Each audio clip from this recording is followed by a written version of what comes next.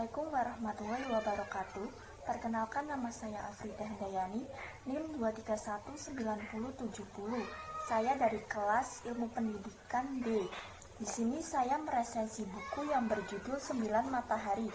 Buku ini ditulis oleh Adelita dan diterbitkan di PT Grasindo pada tahun 2008 di Jakarta. Buku ini memiliki ketebalan 259. Isi dari buku ini mengisahkan seorang anak perempuan yang terlahir dari keluarga miskin atau kurang mampu yang memiliki semangat yang tinggi untuk dapat menuntut ilmu sampai ke jenjang kuliah. Dia bernama Matahari Anas atau sering disebut dengan Tari. Semua berawal dari keinginannya untuk kuliah ditentang oleh kedua orang tuanya. Namun semua itu tak merenungkan niatnya. Ia tetap ingin melanjutkan kuliah. Berkat semangatnya yang tinggi, akhirnya Tari mendapat dukungan dari kakaknya yang bernama Kak Hera. Dan berkat dukungan dari kakaknya Hera, akhirnya kedua orang tuanya pun merestui Tari untuk melanjutkan kuliah. Langkah yang ditempuh dengan meminjam uang kepada keluarga dan kerabatnya. Untung saja ada keluarga yang mau meminjami uang kepada Tari. Dan uang itu untuk biaya masuk kuliah program ekstensi yang terkenal mahal. Langkah awal Tari masuk kuliah pun telah dilaluinya. Namun ternyata justru kesulitan baru berawal.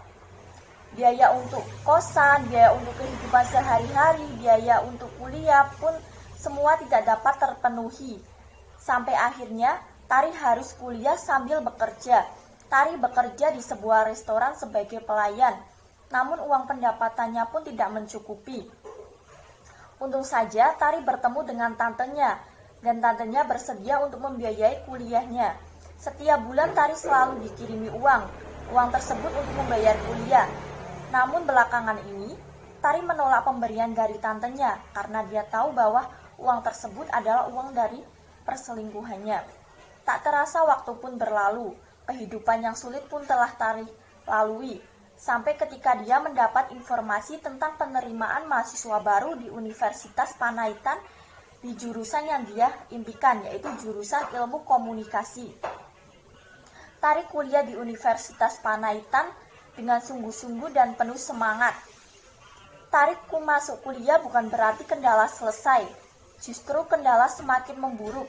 Uang untuk membayar semester selanjutnya pun Tari tidak dapat membayar. Dia harus berhutang ke sana ke sini. Ditambah lagi dengan masalah keluarganya. Ayahnya berhenti bekerja. Dan Tari pun harus membiayai kuliahnya sendiri. Tari berusaha berjualan kecil-kecilan seperti menjual tas dan sepatu. Namun semua itu masih belum cukup untuk membiayai untuk kuliah dan kehidupan sehari-hari. Kesulitan pun semakin bertambah. Sakit pun datang sampai akhirnya Tari depresi dan hampir bunuh.